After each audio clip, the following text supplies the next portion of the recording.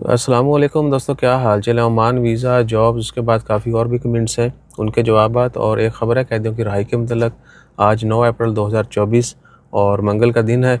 आज official holiday भी है, ईद की यानी छुट्टियां स्टार्ट हो चुकी हैं। सड़कों पर बहुत ज़्यादा रश नहीं है। शाम में या दोपहर के बाद बढ़ेगा, लोग मॉल शॉल की तरफ जाएंगे शॉपिंग के लिए।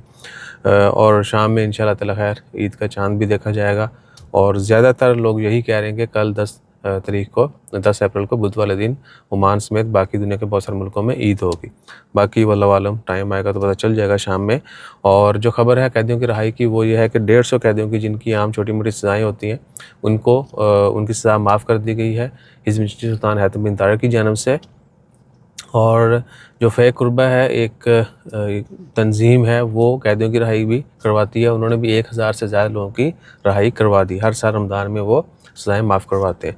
और उसके बाद और भी मुखय्यर हज़रात जो हैं वो करवाते रहते हैं, जिनके छोटे मोटे फ़ाइन होते हैं, उनको जुर्माने पे किए जाते हैं, उनको रिलीज़ कर दिया जाता है। और कमेंट है जी अभी उमरान उमरान अहरानी उमर नहरानी, मुल्क के हालात भी अच्छे नहीं हैं, आपकी नसीहत बजा है, वीज़ा ना लें तो बड़े मसले मसाइल हैं। भाईजान बिल्कुल ऐसा ही है, भाई ने कमेंट किया और जो हालात चल रहे हैं बिल्कुल वैसा ही कमेंट किया है। अब अल्लाह ताला हमें भी हिदायत दे और हमारी गवर्नमेंट्स को भी, जो भी इक़्तिदार में आता है उसको अवाम का पहले सोचना चाहिए। और अज़ान हुसैन, वालेकुम सलाम भाई, कार बैटरी शॉप का काम कैसा रहेगा?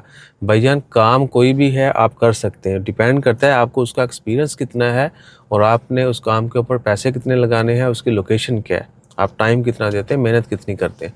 काम तो है लेकिन इसमें अभी इतना स्कोप नहीं है, सिंगल ये काम नहीं कर सकते, आपको मिक्स करना पड़ेगा। कार बैटरी का तो एक काम तो बहुत मुश्किल। अभी आजकल के हालात में आप, एक बंदा अगर एक ही जॉब करता है और उसके खाने वाले ज़्यादा हैं तो वो भी मैनेज करना बड़ा मुश्किल होता है। आपको काम जो है वो बढ़ाना पड़ता है, ज़्यादा करना पड़ता है। सफ़र का सिकंदर ईसा भाई, सुल्तान कबूस मस्जिद में ईद की नमाज़। भाईजान ईद की नमाज़ 6 से 7 बजे के दरमियान होगी। ज़्यादातर लोग कह रहे हैं 6 बज के कुछ मिनट पे होगी। सो एक्सपेक्टेड भी यही है। शाम में ईद का चाँद नज़र आने के बाद जो है नमाज का ऐलान कर दिया जाएगा। और आपने मगरिब ईशा की नमाज़ जो है वो मस्जिद में पढ़े तो आपको वहाँ पे अनाउंसमेंट भी पता चल जाएगी। अनाउंसमेंट कर देते हैं कि सुबह इस मस्जिद में इतने बजे या फ़लाँ ईदगाह जो है वहाँ पे क्या कहते हैं कि इतने बजे नमाज़ अदा की जाएगी। और यहाँ पर तख़ीर नहीं होती कि बंदे आ रहे हैं मौलवी ने पैसे कट्टे, नहीं, टाइम है उसी टाइम पे तकबीरें स्टार्ट हो जाती। ठीक है जी। और यूज़र है जी, जज़ाकल्लाह खैर, आपको भी एडवांस ईद मुबारक। मुज़म्मल हुसैन, बहुत शुक्रिया भाईजान, आपके कमेंट काफ़ी दिनों से आ रहे हैं, अच्छे अच्छे कमेंट करते रहिए, जज़ाकल्लाह। अब्दुर्रहमान, ओमान का विज़िट वीज़ा पे अभी, लेकिन ओमान में 10 साल का काम कर चुका हूँ तो पुलिस क्लियरेंस सर्टिफिकेट कैसे मिलेगा? भाईजान अगर आप ओमान में नहीं हैं, आपको ओमान का पुलिस क्लियरेंस चाहिए तो आप या तो किसी को पावर ऑफ अटॉर्नी देंगे तो आप ले सकते हैं, या फिर आप विज़िट पे आएँ और अपना प्रीवियस जो है जितना भी टाइम गुजारा है उस हिसाब से डिमांड कर सकते हैं। ठीक है जी, खुद आके ले सकते हैं या पावर ऑफ अटॉर्नी के ज़रिए ले सकते हैं। और मुताहिर शाह, आपका कमेंट काफ़ी दिनों बाद आया, वालेकुम अस्सलाम। वीज़ा कितने भाई ये वीज़ा कितने का मिलेगा ओमानी वीज़ा पे? अगर आपके पास ओमान का 2 साल वाला वीज़ा है, बेशक वो फैमिली वीज़ा है, इन्वेस्टर वीज़ा है, इन्वेस्टर जो 1 साल वाला है उसके ऊपर मिल जाता है।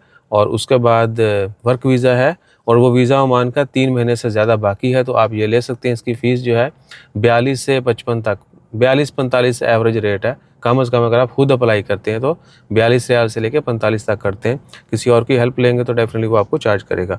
इरफान रहमान, जज़ाकल्लाह खैर भाईजान। और अमजद भट्टी, वालेकुम सलाम।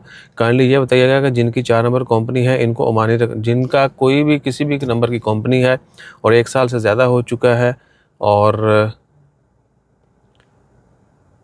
उनको जो है ओमानी रखना लाजमी होगा।